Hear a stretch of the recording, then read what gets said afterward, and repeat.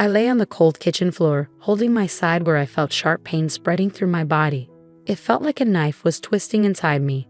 My 7-year-old daughter, Lily, stood nearby, her small face showing how scared she was. "Mommy, are you okay?" Lily's voice shook, barely louder than a whisper. I tried to sound calm despite the pain. "I'll be fine, honey, just a bad stomach ache," I lied, trying to hide how serious it was. Footsteps echoed through the hallway as my husband David appeared in the doorway. His face showed annoyance instead of concern. He was ready for his trip, holding his suitcase. "What's going on, Evelyn? Why are you on the floor?" David asked, sounding annoyed. "I think it's appendicitis, David. It's really bad. We need to go to the hospital," I managed to say, each word hurting me. He scoffed. "Appendicitis? You're probably overreacting. It's likely just indigestion." "But David, I really think..." My words were cut off by a sharp pain, making you wince. David checked his watch, clearly impatient. "I can't miss this trip with Rachel. Just call a taxi or something." I couldn't believe it. "David, I can't even move. Lily's here. I need you," I begged, desperation in my voice. He shook his head, not caring. "I'm sure it's nothing. Call if it gets worse." And with that, he left, his suitcase trailing behind him. I was left alone in pain with Lily. Lily's small hands found mine, her tears matching my own. "Mommy, don't be sick. You have to be okay." I gathered what little strength I had and pulled Lily close. "I'm here, darling. Mommy's here." With David gone, I knew I had to act. With shaking hands, I grabbed my phone and called the only person I knew I could count on, my brother Michael. The phone rang, its sound piercing the quiet kitchen. "Hello," Michael's voice came through, a beacon of hope. "Michael, it's Evelyn. I need help. I think it's appendicitis. I can't move and Lily is scared," I managed to say, each word a struggle. There was a brief silence, then Michael's voice, calm and steady. "I'm on my way. Hold tight, Evelyn. I'll be there soon." Leaning against the cold tile floor, I closed my eyes, trying to endure the pain. Lily nestled close to me, a small comfort in the midst of turmoil. In that moment, a determination grew inside me. David's abandonment during my crisis wouldn't be forgotten. It was a deep hurt, a betrayal that marked a turning point. As I waited for Michael, one thing became clear: things would change. In the hospital bed later, surrounded by sterile walls and beeping machines, a sense of calm settled in. The surgery for my appendicitis went well, but David's emotional absence still stung. I had called my parents to care for Lily while I recovered, their voices filled with concern and unspoken questions about David's whereabouts. 3 days later, I was back home, the physical pain now a dull reminder of the recent ordeal. Lily greeted me eagerly, her face lighting up at my return. "Mommy, you're back. Are you all better now?" Her innocent question warmed my heart. "I'm getting there, sweetie," I replied, hugging her tightly, grateful for her presence. The peace of our reunion was shattered the next day by the slam of the front door. David and his sister Rachel burst in, their voices filled with frustration. "Why didn't you pick us up yesterday? We had to spend extra on a taxi and train fares." David's accusatory voice rang out as he entered the living room. I felt a surge of anger at his boldness. "Welcome back. Must have been quite a journey," I said coldly, locking eyes with him. David halted, taken aback by my icy reception. Even Rachel seemed surprised by the tension. "What's with the attitude, Evelyn?" David demanded. I couldn't hold back anymore. "While you were enjoying your trip, I was in a hospital," I said, my voice steady but simmering with anger.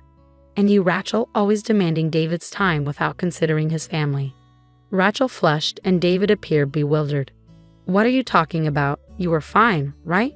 he replied, sounding dismissive. "It's not just about being okay, David. It's about being there when your family needs you," I shot back, my frustration boiling over. Before David could respond, the living room door swung open, revealing Michael, our parents, and David's parents. 14 eyes, filled with varying degrees of anger and disappointment, fixed on David and Rachel. "Why is everyone here?" David's voice faltered, his confidence waning under their collective glare. Taking a deep breath, I channeled my pain and betrayal into words. "David, you left Lily and me alone when we needed you the most. I had to go to the hospital, and you weren't there. I've told everything to our families. David seemed to shrink under the weight of my words, his usual bravado absent. His eyes darted around, searching for support but finding none.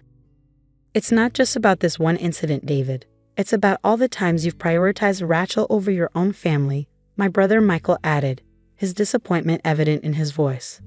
Rachel, typically confident, appeared uneasy, shifting her gaze between the floor and the upset faces around her. David attempted to defend himself, offering excuses and justifications. The confrontation grew heated, tension thick in the air. But for me, it marked a turning point. I realized I couldn't continue living in the shadow of David's neglect. It was time for change, time to assert myself and protect Lily. The meeting concluded without resolution, but the message was clear. I had the support of both our families, and David's careless facade had been shattered. As they departed, David's parents glanced at me with sympathy, silently acknowledging their son's shortcomings. That night, as I lay in bed, the events of the day replayed in my mind.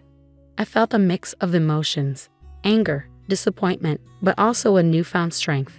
David had revealed his true self, and I knew it was time for me to take charge of my life. The days following the confrontation were tense with unspoken words.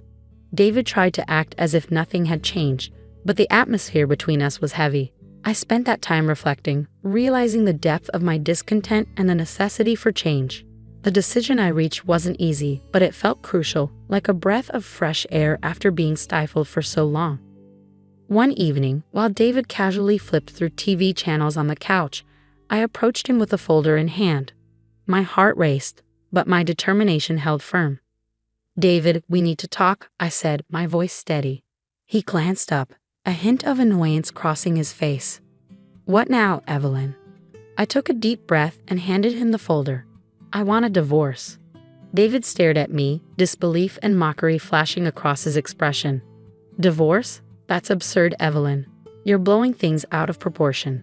I shook my head, feeling a surge of empowerment. "It's not an exaggeration. I've thought long and hard about this. You've consistently prioritized Rachel over me and Lily. I can't continue like this." David sneered. "You think you can manage alone? Don't be naive, Evelyn." His words were meant to hurt, but I stood firm. "I'm not naive, David. I understand what this means, but I'd rather face uncertainty than continue feeling invisible in my own marriage." He laughed, a cold, bitter sound. "Good luck, Evelyn. You'll regret this once you realize how tough it is out there." I felt my anger rise, but I kept my composure. "I won't. This is my decision, and I'm sticking to it." For a moment, David seemed like he might argue further, but then he shrugged, a smug smirk on his face. "Fine, have it your way. But remember, I warned you." As he turned back to the TV, dismissing me once again, I felt a whirlwind of emotions. There was fear, certainly, but also a powerful sense of liberation. I was finally taking charge of my life, stepping out of the shadows. The next day, I started the legal process for divorce. It was overwhelming with all the paperwork and legal steps, but I was determined.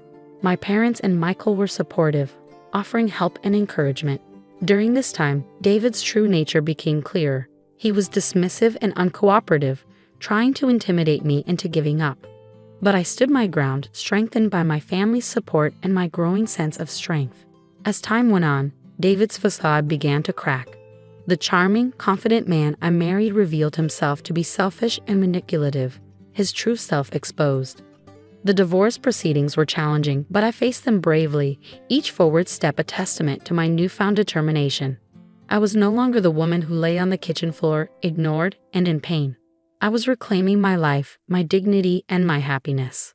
The divorce process was exhausting, marked by David's constant attempts to undermine and demean me. In our meetings, he would sneer and make hurtful remarks about my parenting and my future without him. But instead of letting his words defeat me, they fueled my determination to break free from his toxic influence. "Enjoy your struggles, Evelyn," David taunted in one of our final meetings. "You'll soon see how good you had it with me." His arrogance infuriated me, but I remained composed. I'd rather face challenges every day than spend another moment with someone who has so little regard for his family, I replied firmly. David's smug demeanor briefly faltered, replaced by a flicker of anger. He quickly masked it with a scoff, but I could sense my words had struck a nerve. The day the divorce was finalized brought a strange mix of relief and nervousness. I was finally free from David, yet the road ahead seemed daunting. However, as I walked out of the courthouse, a wave of liberation washed over me. In the weeks following our divorce, David's life began to unravel. His neglectful behavior and our separation became the gossip of his workplace. Colleagues who had once admired him now looked at him with pity and disdain.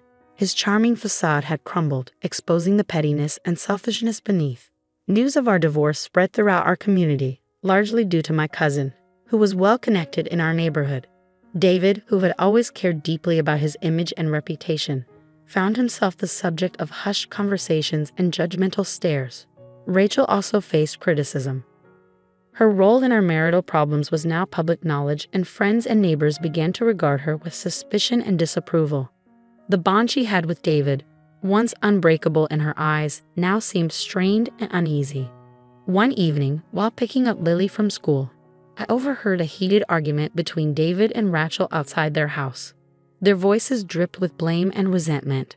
"It's your fault we're in this mess, Rachel," David yelled, his frustration palpable. "How dare you blame me? You're the one who couldn't hold your family together." Rachel shot back, her voice filled with anger. Their argument was a stark contrast to the united front they once presented. The discord sowed by their actions had finally come to fruition, and now they were facing the consequences. As I walked away with Lily, I felt a sense of vindication.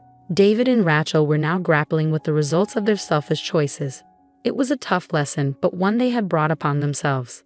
That night, as Lily slept peacefully in her room, I sat by the window reflecting on the past few months. The journey had been challenging, but it had brought me to a place of strength and self-respect. I had fought for my dignity and for Lily's future. Although the future was uncertain, I felt prepared to confront it with newfound confidence. In the aftermath of the divorce, life settled into a new rhythm, one that was quieter yet more fulfilling. The weight of my unhappy marriage had lifted, replaced by a newfound sense of independence. I began rebuilding my life step by step, with Lily by my side. My first priority was finding a job. The gap in my resume from years spent focusing on motherhood was a concern, but I was determined. After several interviews, I secured a position at a small accounting firm. The firm, led by a supportive woman who valued working mothers, offered a flexible and understanding environment. It was an ideal fit for me. Lily embraced the changes with the resilience that only children possess. She started kindergarten, making new friends and eagerly diving into learning. Her laughter and lively conversations filled our home with happiness, a stark contrast to the tense atmosphere of the past. Yet despite these positive changes, reminders of my past with David lingered. One afternoon, while dropping Lily off at school, I overheard a group of parents whispering, "That's her, Evelyn. Her husband left her because he couldn't stand being around her anymore," one of them said. Their words stung, but I held my head high. The gossip and judgment were small prices to pay for the freedom and peace I now had. Meanwhile, David's life continued to unravel. His pride took a significant hit, and his once flawless reputation was now tarnished. I heard from mutual acquaintances that he had moved back in with his parents, a fact he tried to conceal but eventually became known. Rachel's situation wasn't any better. Her interference in our marriage had isolated her from many friends. The once close siblings were now barely on speaking terms, their relationship strained by blame and regret. As for me, I found solace in the unwavering support of my family. My brother Michael had moved closer to us, his presence a constant source of comfort. My parents showered Lily with love, their affection soothing the wounds of the past. One day, while savoring coffee in my kitchen, I reflected on the journey I had endured, the pain, the struggle, and ultimately, the liberation. It had all brought me to this moment of peace. I hadn't just survived, I had emerged stronger and more self-assured. The doorbell interrupted my thoughts. Opening it, I found David standing there, wearing a look of defeat. "Evelyn, I'm sorry. I didn't realize what I had until it was gone," he said, his apology, though belated, validating my decision. "Thank you, David," I replied gently, "but it's too late. I've moved on." As I closed the door on David and the life we once shared, a sense of closure washed over me. That chapter of my life had ended, and a new one was beginning.